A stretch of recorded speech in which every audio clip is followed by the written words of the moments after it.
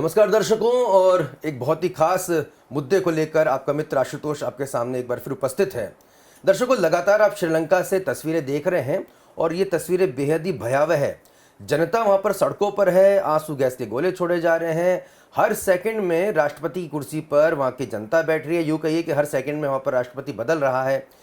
अब आने वाले दिनों में ये संकट क्या सिर्फ श्रीलंका तक सीमित ही रहने वाला है? हालांकि भारत की कुछ विपक्षी पार्टियों ने ये दुहाई पीटनी शुरू कर दी कि देखिए साहब, जो श्रीलंका का हाल हुआ है वही भारत का होने जा रहा है। लेकिन इस तरह की स्थिति क्या वाकई में भारत में बन सकती है, या श्रीलंका के बाद भारत के आसपास रहने वाले जो पड़ोसी हमारे देश हैं, मसलन पाकिस्तान, नेपाल, बांग्लादेश, क्या इनकी भी स्थिति श्रीलंका जैसी हो जाएगी या उससे भी बदतर हो जाएगी? ये तमाम ऐसे सवाल हैं जो इस समय हमारे मन में कौंध रहे हैं, क्योंकि देखिए अब वहाँ पर श्रीलंका में ना तो कोई स्कूल चल रहा है, ना कोई नौकरी पे जा रहा है, ना कोई कॉलेज में जा रहा है, ना कोई वहाँ पे कोई प्राइवेट इंस्टीट्यूट पे कोई बोला जा रहा है कि आप अभी तक आप हाजिरी लगाने क्यों नहीं आए। और जो सेना की या पुलिस की सरकारी नौकरी भी कर रहे हैं वो भी अब सोच रहे हैं कि हमें सैलरी मिलेगी भी कि नहीं, वेतन मिलेगा कि नहीं मिलेगा। यानी कि राष्ट्र की सुरक्षा सर्वोपरि है, उसके बाद ही तमाम इस तरह के विषय या इस तरह के सवाल का कोई जवाब देता है। तो क्या भारत के सामने भी इस तरह का संकट उपस्थित हो सकता है, या आने वाले समय में भारत क्या कुछ बड़ी भूमिका निभाने जा रहा है? हम इस विषय में चर्चा करेंगे। और जिन विशेष गेस्ट को आप यहाँ पर देख रहे हैं उन्हें आप हमेशा ज्योतिषीय गणना और विश्लेषण के लिए आप पहचानते हैं। जी हाँ, पंडित अरविंद तिवारी जी को। लेकिन आज पंडित जी, हम ज्योतिषीय विश्लेषण के साथ साथ आपसे, क्योंकि आप विदेश नीति के भी बहुत बड़े जानकार हैं, हम विदेश नीति के भी पॉइंट ऑफ व्यू से आप समझने की कोशिश करेंगे कि आने वाले दिनों में साउथ एशिया का परिदृश्य कैसा होने जा रहा है, और चीन का जो ये कर्ज जाल है उसमें क्या दूसरे देश भी फंसेंगे। और एक सवाल मैं आपसे ज़रूर पूछना चाहूँगा, जिससे चाहूँगा कि आप शुरुआत करें, कि इस पूरे घटनाक्रम को देखते हुए चीन इतनी चुप क्यों है? भाई, उसने ही तो पाला पोसा था श्रीलंका को, बड़े बड़े दावे किए थे, वायदे किए थे, अब वो खामोशी से चुपचाप क्यों बैठा हुआ है? देखिए, इंडिया फर्स्ट के सभी दर्शकों को मेरा बहुत बहुत नमस्कार। और आज मेरी एक नई भूमिका के रूप में आज मुझे आप देख रहे हैं। बिल्कुल, हम आज विदेश नीति विशेषज्ञ के रूप में मैं यहाँ उपस्थित हुआ हूँ, लेकिन मैं विदेश नीति के साथ साथ ज्योतिष के भी कुछ सूत्र पिरोकर आपको बताने का प्रयास करूँगा कि आखिरकार श्रीलंका आज इस गंभीर संकट में कैसे फंसा।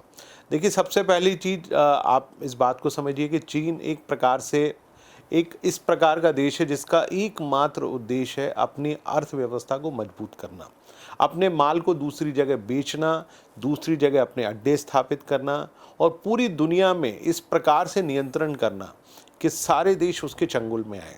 देखिए, उसने एक बहुत बड़ी पॉलिसी बनाई, वन बेल्ट वन रोड, यानी वो पूरी दुनिया में एक बेल्ट नुमा रोड बना रहा है ताकि उसका माल, जो उसके यहाँ फैक्ट्रियां हैं, जो उसके यहाँ मजदूर हैं, वो लगातार 24 घंटे काम करते हैं, शिफ्टों में काम होता है, सस्ती बिजली, सस्ता उनके पास कच्चा माल है, जिससे वो बहुत सस्ता सामान बनाते हैं। और कई मामलों में उनकी क्वालिटी दुनिया के कई सामानों से बहुत बेहतर है। यही कारण था कि दुनिया के जो बड़े बड़े ब्रांड थे उन सब ने वहाँ पर अपनी फैक्ट्री स्थापित की। लेकिन मैं लौट के आता हूँ श्रीलंका पे, चूँकि सबसे ज्वलंत मुद्दा है। आज आपने बहुत सारी न्यूज़ चैनल्स पे देखा, जैसा आशुतोष जी बता रहे थे कि राष्ट्रपति भवन, वहाँ का जो नेशनल मीडिया सेंटर है, जिस पर वहाँ के जितने भी जनता है उन सब ने कब्जा कर लिया। सब राष्ट्रपति की कुर्सी पर बैठ रहे हैं, लगातार बैठ रहे हैं, उस हर प्रकार से वो अपने आप को चला रहे हैं। आखिर वह राष्ट्रपति है कौन और क्या होगा श्रीलंका का? देखिए, श्रीलंका जिसको चाइना ने सबसे ज़्यादा कर्ज दिया, कर्ज क्यों दिया? क्योंकि वो भारत को लॉक करने की पॉलिसी के ऊपर चल रहा था। उसका मूल उद्देश्य था कि भारत को चौक किया जाए। तो उस चौक करने के लिए क्या कर रहा था? भारत के जितने भी पड़ोसी हैं, उसकी जो पॉलिसी है उसमें उसने सबसे पहला काम किया कि श्रीलंका को उसने अपने मकड़ जाल में फंसाने की कोशिश की। क्योंकि श्रीलंका में उस समय गोटाबाया राजपक्षे, जो वर्तमान में अभी राष्ट्रपति थे, गोटाबाया राजपक्षे या राजपक्षे परिवार जो था, पूरी तरह से उनका नियंत्रण था। उनका नियंत्रण इसलिए था कि उन्होंने वहाँ पर उस समय के जो तत्कालीन आतंकवादी संगठन, जिसको हम लिट्टे के नाम से जानते हैं, लिबरेशन टाइगर्स ऑफ तमिलिलम, माने वो एक बृहद तमिल राज्य बनाना चाहते थे, उसको समाप्त करने में राजपक्षे परिवार की भूमिका थी, जिसके चलते महिंद्रा राजपक्षे और गोटाबाया राजपक्षे दोनों वहाँ के नायक बनकर उभरे और उन्होंने देश की जनता को अपने आप में अभिभूत कर लिया। जनता खुश हो गई कि ऐसा लीडर पहली बार श्रीलंका को मिला। कहाँ सिरिमाओ भंडारनायके जो महिला थी, दुनिया की पहली महिला प्रधानमंत्री थी, और बाकी सारे लोगों को उसने पीछे छोड़ दिया।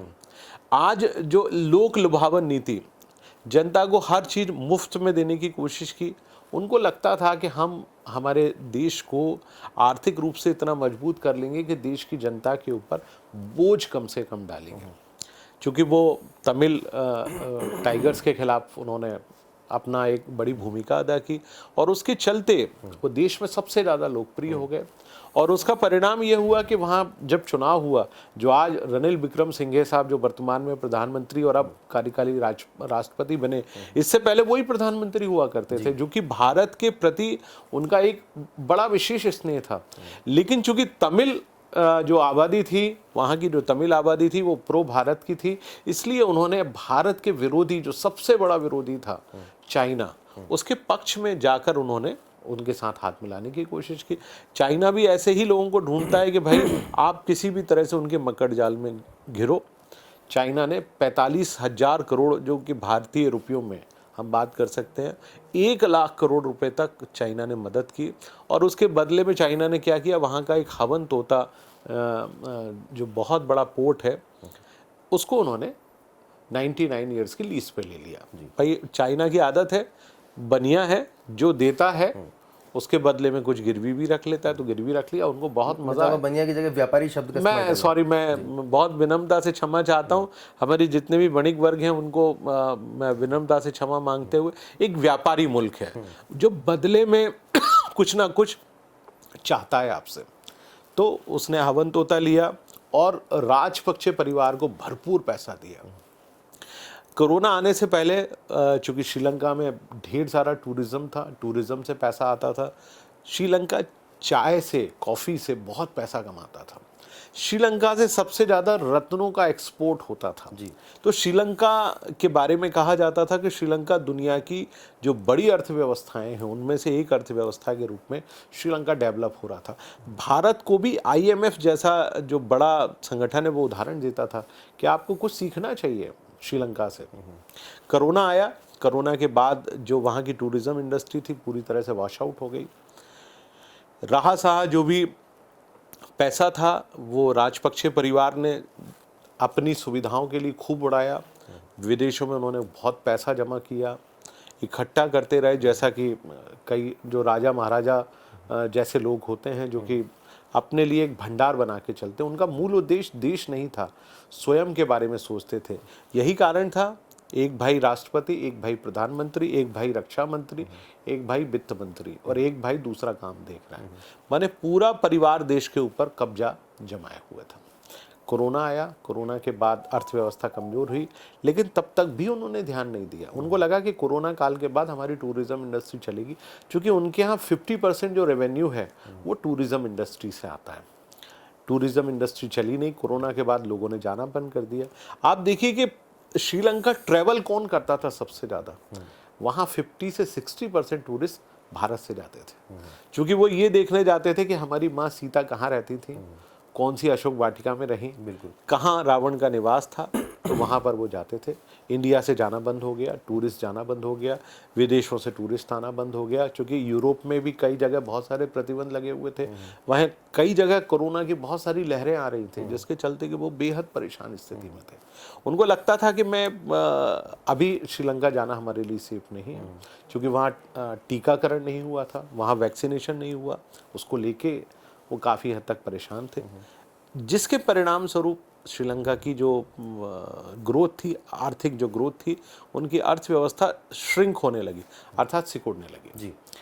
परिस्थितियां यहाँ तक आई कि उन्होंने IMF से बेल आउट लेने की कोशिश करी, पर उनको बेल आउट मिला नहीं।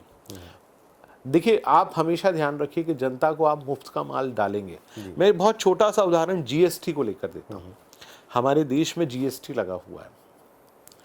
GST में जनता से जुड़े हुए जो सामान हैं उन पर कर 5% से लेकर 18% और कुछ सामानों पर 20% गवर्नमेंट GST वसूलती है। बट वहाँ पर 13% थे, उन्होंने जीएसटी पर से वो छूट देना शुरू कर दी।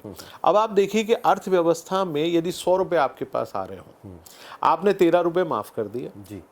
आपके पास अब कितने पैसे आएंगे? 87 रुपए। 87 रुपए में से भी आपने टैक्स कम कर दिया। सबसे पहला टैक्स, आज जो पेट्रोल को लेकर हाहाकार मचा हुआ है, मैं बस 2 मिनट में उसको समअप कर रहा हूँ। तो पेट्रोल को लेकर हाहाकार मचा हुआ, आपने देखा कि श्रीलंका में पेट्रोल, हमारे यहाँ यदि 100 रुपए लीटर पेट्रोल था, हमसे ही श्रीलंका पेट्रोल खरीदता था, क्योंकि वहाँ कोई रिफाइनरी नहीं है। रिफाइनरी कहाँ पर है? हमारे यहाँ से। और हमारे यहाँ से ही हम तेल कहाँ देते हैं? श्रीलंका को। हमारे यहाँ यदि हम 100 रुपये में बेच रहे थे, तो वहीं श्रीलंका 53 रुपये में पेट्रोल या डीजल बेच रहा था। लोग हमारे देश में उदाहरण देते थे कि देखिए श्रीलंका में तेल सस्ता है और आपके यहाँ महंगा है। आप टैक्सेशन ले रहे हो, लेकिन उन्होंने टैक्स नहीं लिया। दूसरा, उनको लॉस हुआ, पेट्रोल और डीजल जो जनरल गुड्स हैं, इनके टैक्सेशन पे उन्होंने, उनके ऊपर जो 17% उनको मिलता था वो भी छोड़ दिया। हमारे यहाँ जो टैक्सेशन है 53% है। हम जो ऑयल पे टैक्सेशन ले रहे हैं वो 53% है, उन्होंने वो 53% पूरी तरह से डिमोलिश कर दिया। जिस रेट में आप उनको तेल दे रहे हो, उसी रेट में वो जनता को दे रहे थे। जनता खुश। श्रीलंका सस्ता देश है, वहाँ हर चीज़ सस्ती थी। टैक्सेशन आपने कलेक्ट नहीं किया, तो वो टैक्सेशन में आपके ऊपर क्या गया? 100 रुपये का 50% आपने टैक्स जनता के ऊपर से छोड़ दिया। आपने लिया नहीं। जीएसटी उनके यहाँ भी लगा हुआ था, हमारे यहाँ भी लगा हुआ है। तो अब आप उतना पैसा उगा नहीं पा रहे हो जितना आपको उगाना चाहिए। तो नतीजतन आपकी अर्थव्यवस्था 100 रुपये में से 50 रुपये चले गए। आपके पास जो बाकी 50 रुपये आ रहे हैं, उसमें आप देश की जो कानून व्यवस्था है, सेना है, बाकी की जो संचार व्यवस्था है, उस पर पैसा खर्च कर रहे हो। तो आपका जो मुद्रा भंडार है, जिससे आप पैसा लेके बाजार से सामान खरीदते हो, क्योंकि वो केवल और केवल डॉलर्स में हमारे यहाँ सौदे होते हैं, तो डॉलर्स का जो भंडार था, मुद्रा भंडार था, वो कम होता गया। किसी भी देश में यदि 2 अरब डॉलर से कम का मौद्रिक भंडार होगा, तो उसके पास खरीदने की यानी परचेसिंग पावर नहीं होती। नतीजतन स्थितियाँ बहुत खराब है। अब मैं आज के परिप्रेक्ष्य में आ जाता हूँ, क्या होगा जी। ये ज्योतिषीय मैं चाहूँगा उसमें विशेष। मैं बिल्कुल ज्योतिष के हिसाब से आपको पुट देता हूँ श्रीलंका को लेके। अब श्रीलंका को लीजिए, श्रीलंका जिसकी राशि कुंभ राशि है। आप देखिए कि शनि मकर राशि में कब प्रवेश कर रहा है? 12 जुलाई को जी। वक्री गति से कुंभ राशि से। आपने पिछले 1 महीनों में देखा कि श्रीलंका में बहुत ज़्यादा कुछ नहीं हुआ। जनता सड़कों पे उतरी थी, परंतु इतना हाहाकार श्रीलंका में नहीं मच रहा था। लेकिन आप देखिए कि 12 जुलाई से पहले, 12 जुलाई के बाद, माने शनि ने आने से 1 हफ्ता पहले, 10 दिन पहले वहाँ की भूमिका विधिवत रूप में बना दी। चूँकि शनि प्रधान देश है श्रीलंका, श्रीलंका की अर्थव्यवस्था तो ख़त्म हो ही चुकी है। वहाँ क्या होगा, कोई भी इस बात को लेकर प्रेडिक्शन देने को तैयार नहीं कि भविष्य क्या होगा। लेकिन मैं आपके चैनल के माध्यम से ज्योतिष और अपने जो बुद्धि कौशल है, विदेश नीतिक जो कौशल है, उसके माध्यम से आपको बताना चाहूँगा कि देखिए शनि लगभग 29 नवंबर तक मकर राशि में रहेगा। अक्टूबर में वो मार्गी हो जाएगा, 17 या 18 अक्टूबर के आसपास, लेकिन वो रहेगा मकर राशि में। तो आप आने वाले 4 महीनों में किसी भी स्वरूप में मानकर चलिए कि श्रीलंका में कुछ भी नहीं होने जा रहा। इसी अराजकता से श्रीलंका जूझता रहेगा। कि जो तस्वीरें अभी आ रही हैं वो लगभग 4 महीने तक ऐसी ही रहने वाली बिल्कुल ऐसी ही रहेंगी। रनिल विक्रमसिंघे आ जाए, वहाँ पे नए चुनाव हो जाए। नए चुनाव कराने के लिए पैसा है? नहीं। उनके पास इस बात का पैसा नहीं है कि वो, आपको बहुत छोटा सा उदाहरण दूं, एशिया कप अगस्त में होने वाला था, जिससे श्रीलंका को रेवेन्यू आने वाली थी। लेकिन श्रीलंका के पास होटल चलाने के पैसे नहीं है, वह लाइट के पैसे नहीं है, पानी पिलाने के पैसे नहीं है, खाना खिलाने के पैसे नहीं है। तो आप देखिए कि श्रीलंका की जो अर्थव्यवस्था में एशिया कप एक प्रकार से बूम साबित होता, वो एशिया कप वहां से निकल के कहाँ चला गया? बांग्लादेश में। तो आप देखिए कि आने वाले 4 महीनों में श्रीलंका में कुछ भी बड़ा नहीं होने वाला। ये परेशानी श्रीलंका के ऊपर इसी रूप में चलेगी। मैं आपको आगे की बात बता देता हूँ श्रीलंका में क्या होगा। आने वाले 2.5 सालों में श्रीलंका की अर्थव्यवस्था और श्रिंक होगी। उसको बेल आउट मिलेगा, इंडिया से क्रेडिट लाइन मिलेगी, परंतु श्रीलंका में कुछ भी प्रॉपर आने वाले 2.5 सालों में नहीं होने जा रहा। यानी मैं कब की बात कर रहा हूँ? जनवरी 2025 तक की बात कर रहा हूँ।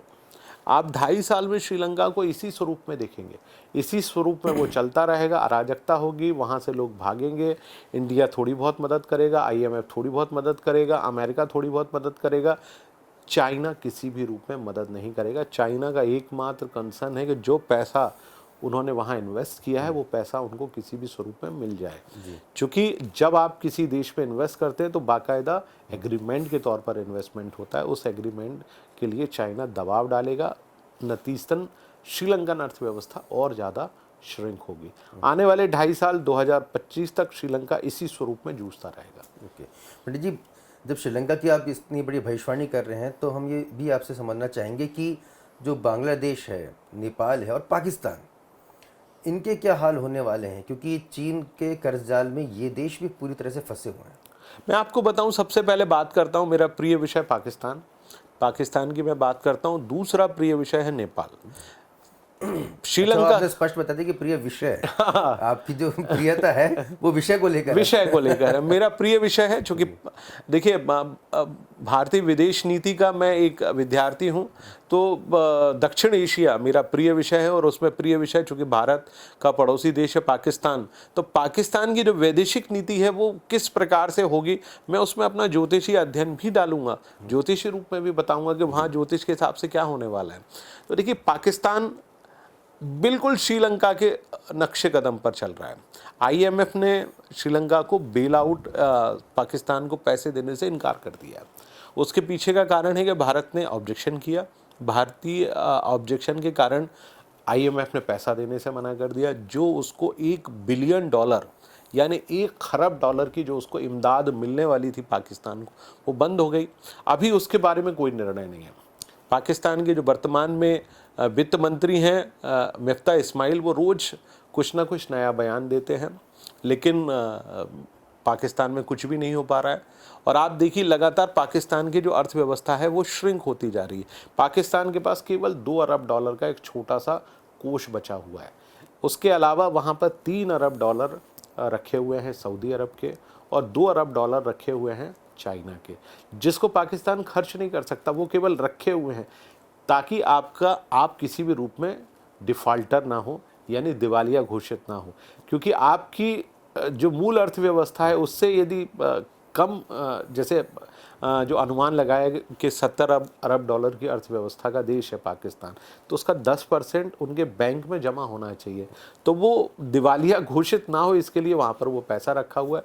लेकिन पाकिस्तान उस पैसे को हाथ नहीं लगा सकता, उसका ब्याज देना पड़ता है पाकिस्तान को, चूँकि आपके बैंक में रखा हुआ है। नतीजतन आपका रुपया उस हिसाब से चल पाता है। अब पाकिस्तान के साथ क्या होगा?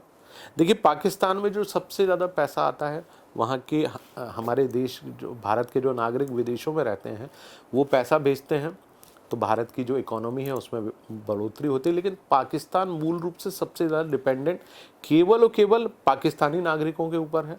रोज़ शहबाज शरीफ, पहले इमरान खान भी यही करते थे, आज शहबाज शरीफ भी यही कर रहे हैं कि भैया आप जो भी पैसा कमा रहे हो वो यहाँ पर लोगों को भेज दो, डॉलर में भेज दो, हम आपको रुपए में वापस कर देंगे। तो वहाँ से डॉलर आते हैं और उन डॉलरों को इकट्ठा करके वो अपना परचेसिंग करते हैं, बदले में वो रुपया उनके नागरिकों को मिलता है। तो आप देखिए कि आने वाले दिन पाकिस्तान की कुंडली पे आ जाइए, मेष लग्न और मिथुन राशि का जातक है पाकिस्तान। मिथुन राशि और कर्क राशि, हमेशा ज्योतिष में जो बात की जाती है 2-12 का योग, पाकिस्तान की राशि से भारत की राशि दूसरी है, और भारत की राशि से पाकिस्तान की राशि है 12वीं। तो ये जो 2-12 का योग होता है ये हमेशा खराब होता है। अच्छा, इसमें हमेशा जीवन भर शत्रुता होती है। भारतीय ज्योतिष में जब भी विवाह होता है तो हमेशा 3 चीज़ों की बात करते हैं, षडाष्टक योग ना हो, 6-8 का योग ना हो, 4-8 का योग ना हो, और 2-12 का योग ना हो। तो ये हमेशा इन योगों की चर्चा की जाती है। भारत से पाकिस्तान जब बना तो एक दिन पहले 14 अगस्त 1947 को, एक दिन पहले उसने अपने आप को आज़ाद किया, और ऐसे कुयोगों में उन्होंने अपने आप को आज़ाद कराया जिसके कारण वो कभी स्थिर हो ही नहीं सकता। अब आप पाकिस्तान को देखिए, आने वाले 6 महीनों में क्या होने वाला है। अभी शनि जब तक मकर राशि में रहेगा तब तक पाकिस्तान को कष्ट नहीं देगा। जैसे ही शनि कुंभ राशि में पहुंचेगा, पाकिस्तान की अर्थव्यवस्था फिर झटके खाना शुरू कर देंगे। अभी तो इधर उधर से डॉलर मांग के उन्होंने अपने खरीदने की व्यवस्था कर रखी है, लेकिन नवंबर के बाद जैसे ही शनि पहुंचेगा कुंभ राशि में और 2025 तक रहेगा। वो वापस लौट के अब मकर राशि में नहीं आएगा, वो आगे बढ़ेगा, रिट्रोकेट होगा, कुंभ राशि में ही वक्री होगा, परंतु वो मकर में लौट के नहीं आएगा। तो आने वाले जो 2 साल हैं वो पाकिस्तान के लिए सबसे ज्यादा खतरनाक है। पाकिस्तान की जो अर्थव्यवस्था है उसमें सबसे ज्यादा यदि कोई उसको डुबोने वाला है तो वो केवल और केवल शनि है। शहबाज शरीफ जिसकी कुंडली आप उठा के देख लीजिए, कुंभ राशि का जातक है, शनि की 7.5 चल रही है। शहबाज शरीफ का क्या होगा, क्योंकि वहाँ के जनरल जो कि वर्तमान में जनरल साहब हैं, शहबाज शरीफ ने उनको एक बहुत बढ़िया वो चीज़ दी है कि हम आपको सेवा वृद्धि देने जा रहे हैं। कमर जावेद बाजवा खुश हो गए।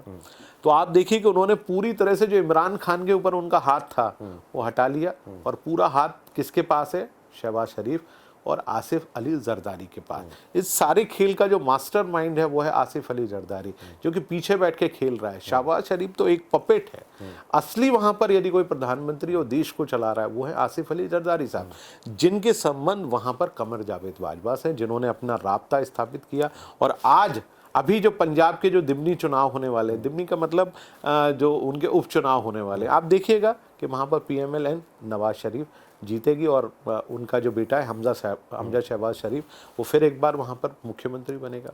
और अगले साल अगस्त तक, जब तक चुनाव नहीं होंगे तब तक शहबाज शरीफ, बिलावल जरदारी भुट्टो, आसिफ अली जरदारी और तीसरे जिनको हम वहाँ पे मौलाना डीजल के नाम से जानते हैं, तो वो तीनों मिलके वहाँ पर सरकार चलाएंगे।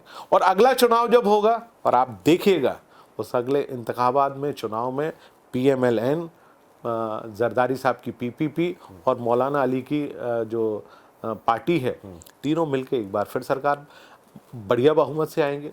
जिसको मिलकर बनाना हो बनाए, लेकिन इमरान खान का भविष्य पाकिस्तान में कमजोर हो रहा है। मैं वापस अपने विषय पर लौट कर आता हूँ। श्रिंक होगी, परेशान होगी, फिर ये भीख मांगने जाएंगे। किससे भीख? इनको 2 ही देश सबसे ज्यादा भीख देते हैं, एक तो सऊदी अरब और दूसरा UAE जी। कतर भी इनको सपोर्ट करता है, लेकिन कतर उतना सपोर्ट नहीं करता क्योंकि कतर बहुत ज़्यादा कट्टरवादी देश है। उसका सपोर्ट हमेशा अफगानिस्तान और इस तरह के लोगों को वो सपोर्ट हमेशा देता है।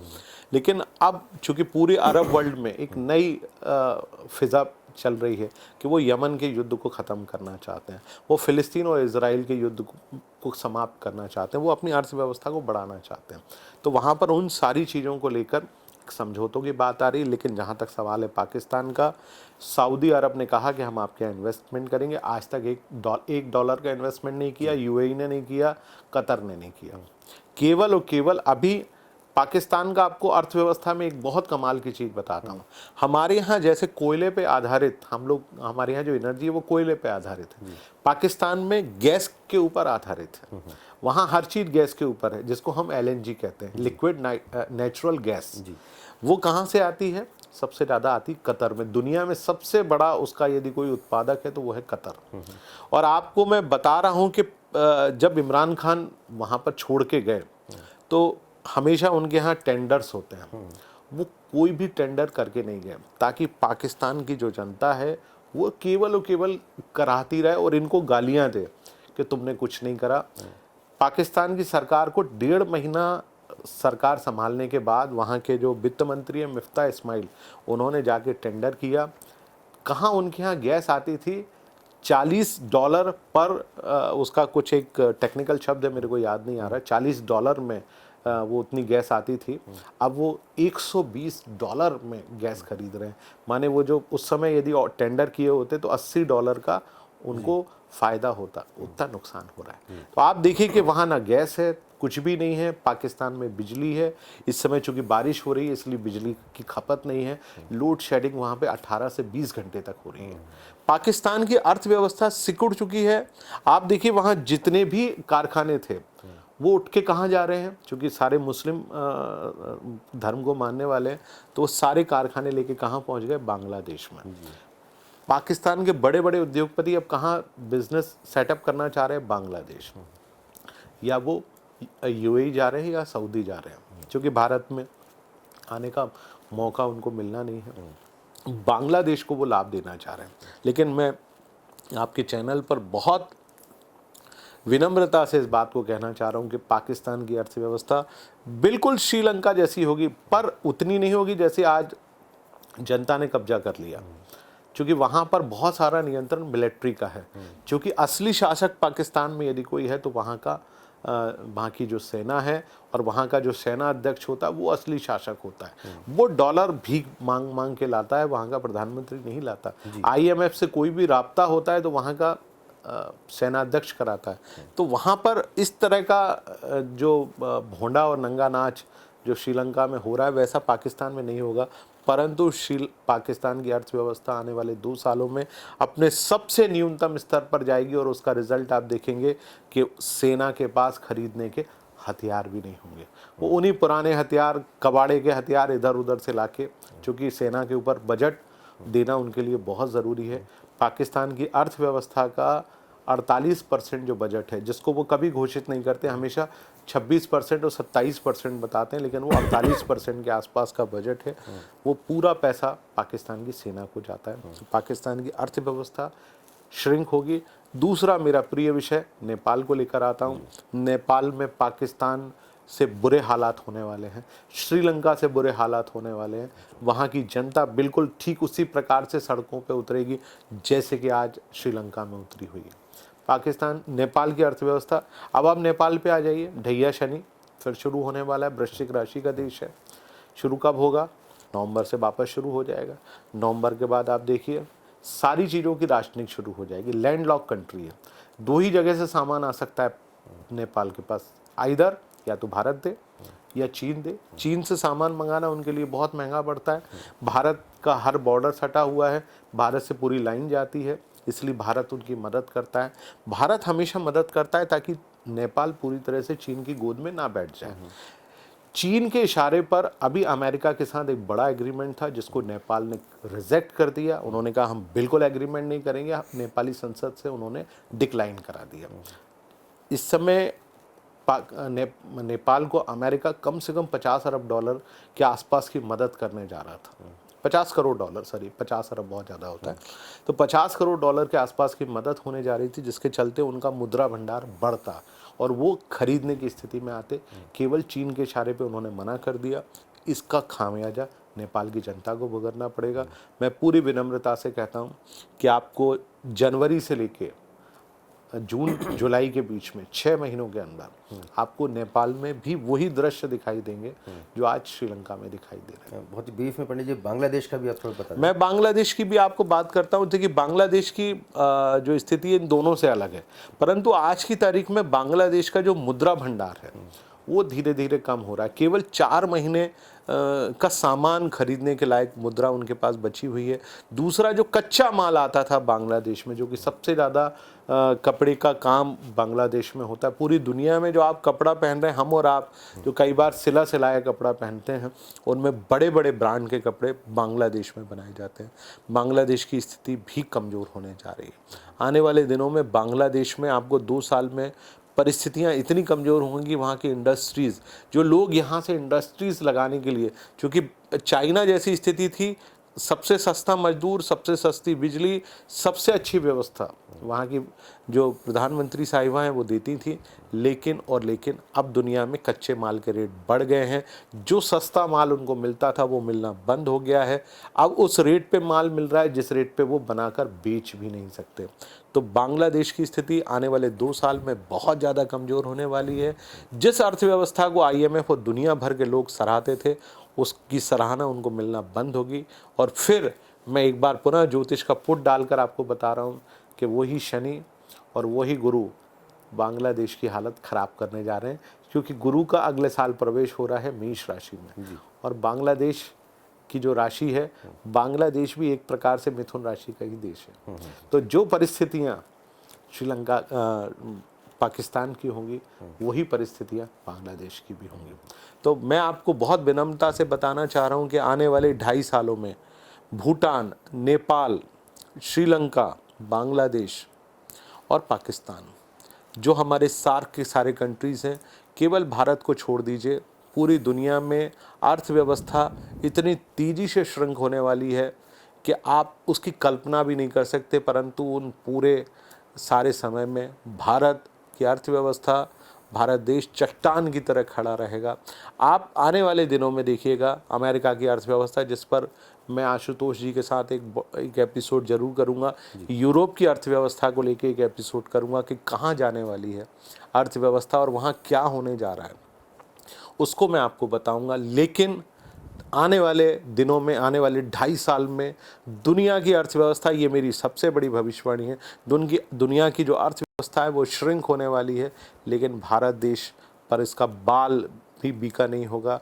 भारत देश की जो सनातनी परंपरा है, भारत देश में जो वेदों की जो अवधारणा से भारत देश चल रहा है, सनातनी परंपरा पर जो चल रहा है, ये सनातनी परंपरा भारत देश की अर्थव्यवस्था को मजबूत करने में अपनी सबसे महती भूमिका अवश्य निभाएगी। बिल्कुल, बहुत महत्वपूर्ण विश्लेषण पंडित जी आपने यहाँ पे किया है और विदेश नीति को तो आपने समझा ही है। एक पूरी कहानी की तरह आपने बता दी किस तरह से चीन की जो कर्ज का जो मकड़ जाल है, और कुछ समय पहले तक प्रधानमंत्री नरेंद्र मोदी जी की लोग ये आलोचना कर रहे थे विपक्षी कि देखिए आपके होते हमारे जितने भी पड़ोसी देश हैं वो हमारे दुश्मन हो गए हैं। नेपाल जैसा हमारा बरसों पुराना जो मित्र है वो हमें आंखें दिखा रहा है, वो चीन की गोद में जाके बैठ गया है। श्रीलंका का जैसा आपने बताया कि उन्होंने अपना बंदरगाह जो है भारत की मर्जी के खिलाफ हवन तोता उन्होंने दिया, चाइना को दे दिया। जी। बांग्लादेश अलग अपने सुर निकाल रहा है, वो भारत से पूरी तरह से घिरा हुआ, उसके बावजूद भी वो चीन वहाँ पे भी डेवलपमेंट की काफ़ी एक्टिविटीज़ कर रहा है। पाकिस्तान तो खैर हमेशा से हमारा विरोध रहा है, सी पैक वो जो कर रहे हैं चाइना, बिल्कुल, वहाँ पर चाइना इतना बड़ा इकोनॉमिकली प्रोजेक्ट पाकिस्तान का जो पाकिस्तान कॉरिडोर है जी, तो वहाँ पर उसका वो निर्माण कर रहा है। तो विपक्षी जो कांग्रेस पार्टी और लगातार प्रधानमंत्री नरेंद्र मोदी की आलोचना कर रही थी कि देखिए आपके होते हुए इस तमाम जो विदेशी मुल्क हैं, पड़ोसी मुल्क हैं, वो हमारे दुश्मन बन गए।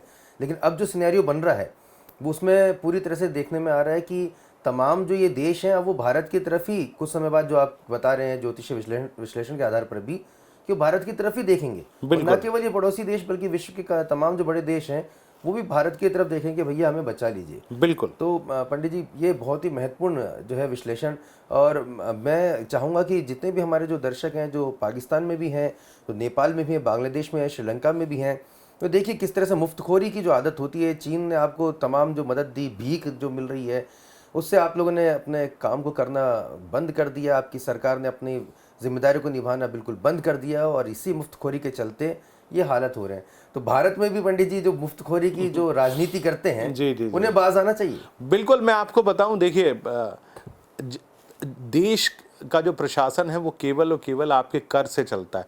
आप जो टैक्स दे रहे हैं उससे ये देश की अर्थव्यवस्था सुदृढ़ हो रही है।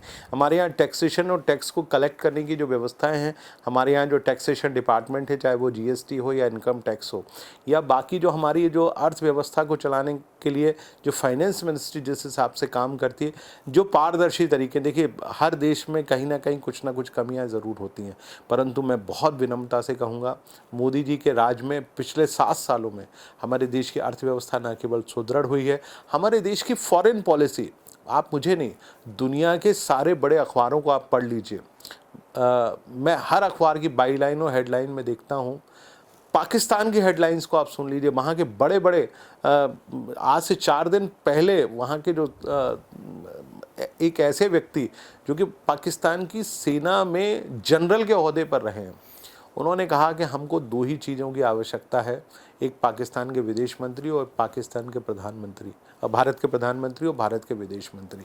यदि ये 2 चीज़ें हमको मिल जाएं तो हम अपने देश की विदेश नीति और हम अपने देश की अर्थव्यवस्था को भारत जैसा मजबूत कर सकते हैं जी। लेकिन ये केवल भारत की खुशकिस्मती है कि हमारे देश में आज ऐसे प्रधानमंत्री और ऐसे वित्त मंत्री और ऐसे विदेश मंत्री बैठे हैं।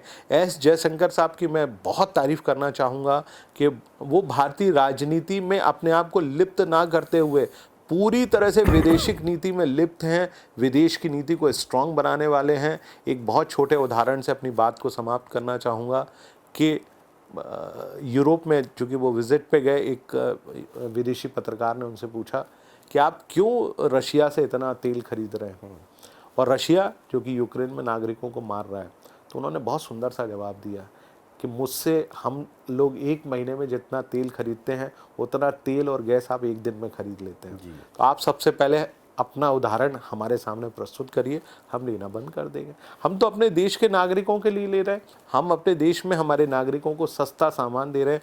देखिए आज जो हमारे यहाँ पेट्रोल और डीजल की स्थिति है, जिसको लेकर पूरी दुनिया में कहा जाता था कि सबसे महंगा पेट्रोल और डीजल केवल और केवल भारत में बिकता है। श्रीलंका का उदाहरण देते कि 40 रुपये लीटर है, पाकिस्तान का उदाहरण देते थे 35 रुपये लीटर है, नेपाल का उदाहरण देते थे 68 रुपये लीटर है। आज देखिए क्या हो गया, हमारे देश में आज भी 100 रुपये लीटर पेट्रोल है, 93 रुपये लीटर डीजल है। पाकिस्तान में 250 रुपये लीटर पेट्रोल है, 225 रुपये लीटर डीजल है। इस समय श्रीलंका में 850 रुपये लीटर पेट्रोल मिल रहा है। नेपाल में भी परिस्थितियाँ कमोबेश इसी प्रकार की हैं। तो मैं बहुत विनम्रता से कहूँगा कि हमारे देश की अर्थव्यवस्था, हमारे देश की व्यवस्था बढ़िया चल रही है और मैं ईश्वर से प्रार्थना करूँगा कि ठीक इसी प्रकार से हमारी सनातनी परंपरा को जीवित रखें और हम इसी प्रकार से आगे बढ़ सकें। और जिस तरह से अंकल सैम पूरे विश्व में अमेरिका को कहा जाता है, हमारे चाचा चीन जो हैं, जो इनकी चाचा बने हुए थे, पाकिस्तान के, बांग्लादेश के, श्रीलंका के, नेपाल के, भूटान के, और बड़े ही माला पिरोते जा रहे थे, अब वो चाचा चीन को अपने पैसों की याद आ रही है और उनके जितने भी भतीजे हैं वो एक एक करके निपटते जा रहे हैं, उनको कोई फ़र्क नहीं पड़ रहा है। और यही है कि मुफ्तखोरी की आदत जिसको लग जाती है वो मेहनत करना बंद कर देता है। हम जो कर्तव्य निभा रहे हैं, भारत के हम रह रहे हैं, तो सरकार हमको पाल नहीं रही है। ये जो भाव हमारे अंदर आता है ना कि सरकार की जिम्मेदारी है, वही साफ़ सफाई करे, वही सब कुछ करे, मैं ये नहीं कह रहा कि सरकार का कर्तव्य नहीं है, लेकिन उनसे भी बड़ा कर्तव्य हमारा, हमारी इस मातृभूमि के लिए, हमारे राष्ट्र के लिए है कि हमें किस तरह से उसको सुदृढ़ बनाना है और हमें इस कर्तव्य को लगातार निभाते जाना है। आपके प्रोग्राम कैसा लगा और ज्योतिष के साथ विदेश नीति को समृद्ध करने वाला हमारा प्रयास किस तरह से आपको बेहतर लगा, आप हमें ज़रूर बताइएगा। आप और कुछ क्या जानना चाहते हैं, किन विषयों पर चर्चा चाहते हैं, ये भी कमेंट करके हमें ज़रूर बताइएगा। और अगर आपको ये वीडियो पसंद आया तो चैनल को सब्सक्राइब और वीडियो को शेयर ज़रूर कीजिएगा। नमस्कार। नमस्कार।